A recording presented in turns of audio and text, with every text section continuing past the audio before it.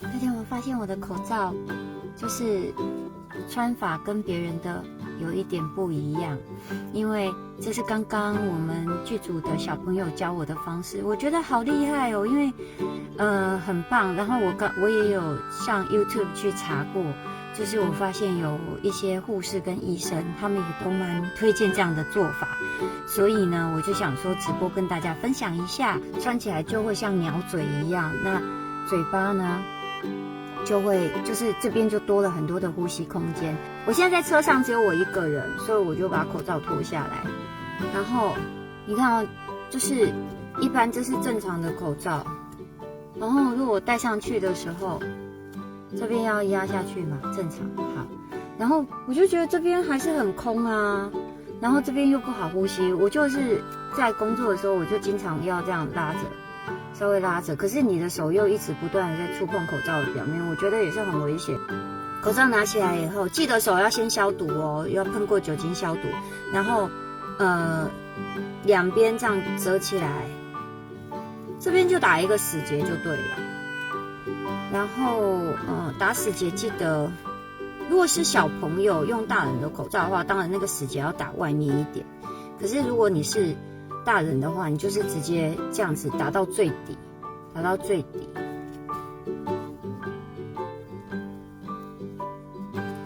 但你们要那个，你们也是还是可以自己先，就是如果学会这一招，还是要去可以自己上网去查证。然后你看这样子对不对？打结起来以后，那我的做法是，我会这个结捏好，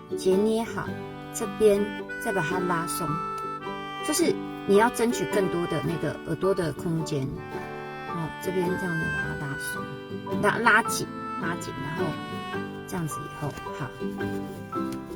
戴上去嘛。你看这样子，你就不用一直拉它，你就会有自然的空间。上下拉紧以后，好，记得哦，边条一定要拉好，拉好。那这边蓬蓬的怎么办？这样蓬蓬对不对？就把它折进去，再折进去，下面折好，上面也折好，让它更密闭一点。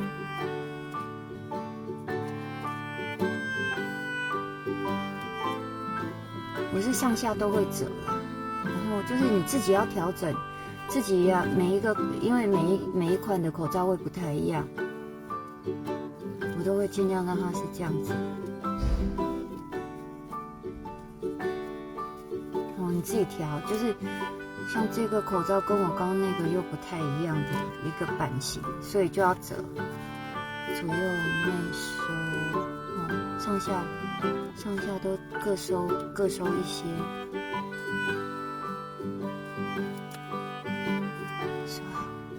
OK， 你看，我就觉得它这边就没有像我原本这样平板的戴的时候，它这边就空间比较大，这边就感觉有比较收小这样。然后我是建议不要用订书机钉，就是我们自己戴好了以后，手部调整好这样子。然后你看这样子，虽然是就是鸟嘴，可是真的就多了很多的空间可以呼吸耶。但当然啦，因为这边就会比较压所以大家如果最近看我播出的戏，如果是这边有压痕就见谅好不好？但重点就是不管怎么戴，就是大家要戴好戴满，然后希望我们都可以好好的度过这段时间。